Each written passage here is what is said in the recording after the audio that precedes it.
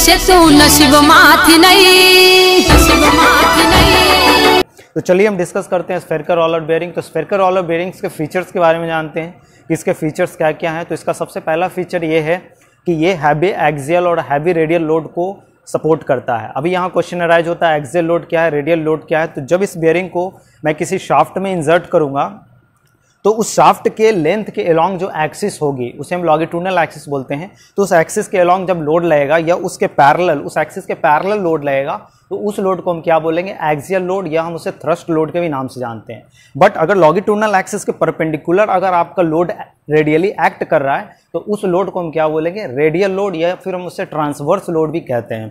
ठीक है, तो इसका पहला फीचर ये है कि ये हैवी एक्सियल लोड और हैवी रेडियल लोड दोनों को सपोर्ट करता है। दूसरा इसका ये फीचर है कि ये एंगुलर मिस अलाइनमेंट को भी परमिट करता है। अभी ये एंगुलर मिस अलाइनमेंट क्या है, तो यहाँ पे अगर हम शाफ्ट में मैं इसको इंसर्ट करूँगा और शाफ्ट अगर आपका एंगुलरी मिसलाइंड होगा, मीन्स कि एंगुलर डायरेक्शन में मिसअलाइंड होगा, जैसे मैं यहाँ पे इसको करके दिखा रहा हूँ, इसका इंटरनल पार्ट देखो, एंगुलर डायरेक्शन में मैं इसको मूव कर रहा हूँ। तो अगर आपका शाफ्ट एंगुलर डायरेक्शन में भी मूव करता है तो उसे भी ये बेयरिंग जो है सपोर्ट करने का काम करता है। ठीक है, ये इसका सेकंड फीचर है कि ये एंगुलर मिसअलाइनमेंट को भी परमिट करता है या सपोर्ट करता है। तीसरी इसकी जो फीचर है वो ये है कि ये हाई लोड कैरिंग कैपेसिटी होती है। इसकी जो कैरिंग कैपेसिटी है, लोड कैरिंग कैपेसिटी, वो हाई होती है और ये जो है आपका इसकी सर्विस लाइफ भी है जो लॉन्ग होती है। ठीक है, तो चलिए हम डिस्कस करते हैं अभी नेक्स्ट इसके पार्ट्स के बारे में। तो जो इसका ये अपर पार्ट देख रहे हो इसे हम आउटर रिंग के नाम से जानते हैं। इसके अपर पार्ट को हम क्या बोलते हैं, ये आउटर रिंग है।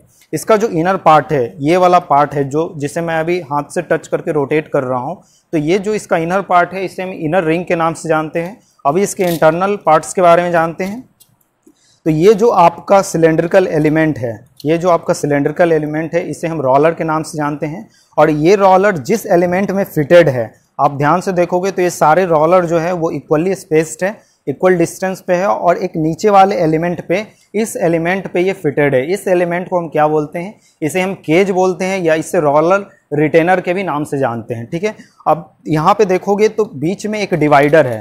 ये जो पार्ट है, ये पार्ट जो है डिवाइडर है, इस जो कि इन दोनों को सेपरेट करने का काम कर रहा है। तो इसे हम क्या बोलते हैं, ये आपका जो है सेपरेटर है, इसे हम सेपरेटर के नाम से जानते हैं। ठीक है, अभी यहाँ पे देखोगे तो इसमें होल्स दिए हुए हैं, यहाँ भी दिया, यहाँ भी दिया। तो इस होल्स को हम क्या बोलते हैं, इसे लुब्रिकेटिंग होल के नाम से जानते हैं, जो बेसिकली जिसके थ्रू आपका लुब्रिकेटिंग मटेरियल इसके अंदर जाता है और इन इंटरनल पार्ट्स को लुब्रिकेट करने का काम करता है। ठीक है, अभी हम जानते हैं कि जो ये बेयरिंग है ये किस मटेरियल का बना होता है। तो बेसिकली जो आपका बेयरिंग रिंग है और जो रोलिंग एलिमेंट है वो आपके डिफरेंट मटेरियल्स के बन सकते हैं, बट जो मोस्ट कॉमन मटेरियल होता है वो आपका क्रोम स्टील होता है, जिसे हम हाई कार्बन क्रोमियम के भी नाम से जानते हैं। इसमें क्रोम का कंटेंट जो है आपका अप्रॉक्स 1.5% होता है। ठीक है, अभी हम जानते हैं कि इसमें जो आपका ये बेयरिंग केज है, ये जो आपका बेयरिंग केज है, ये वाला जो केज है ये किस मटेरियल का बना होता है। तो ये कहता है कि अगर आपका ये लार्ज वॉल्यूम प्रोडक्शन होगा तो उस केस में ये जो आपका बेयरिंग केज है ये आपका शीट स्टील या फिर पॉलीएमाइड का बनता है। अगर ये लो वॉल्यूम प्रोडक्शन होता है तो ये जो आपका केज है, जिसे हम रोलर रिटेनर के भी नाम से जानते हैं, ये आपका जो है मशीन्ड ब्रास का या मशीन्ड स्टील का बनता है। ठीक है, अभी हम डिस्कस करते हैं इसके एप्लीकेशन के बारे में कि इसका एप्लीकेशन कहाँ कहाँ होता है। तो बेसिकली जो हम इसे यूज़ करते हैं ये आपका गियर बॉक्सेस में यूज़ होता है, विंड टरबाइन में यूज़ होता है, मरीन प्रोपल्शन में यूज़ होता है, जो ऑफ रोड व्हीकल्स होते हैं उसमें यूज़ होता है, ब्लोअर्स में यूज़ होता है। इसके बहुत सारे इंडस्ट्रियल एप्लीकेशंस भी है, हैवी ड्यूटी एप्लीकेशंस भी है। तो आई होप कि आपको स्फेरिकल रोलर बेयरिंग के बारे में प्रैक्टिकली समझ में आया होगा।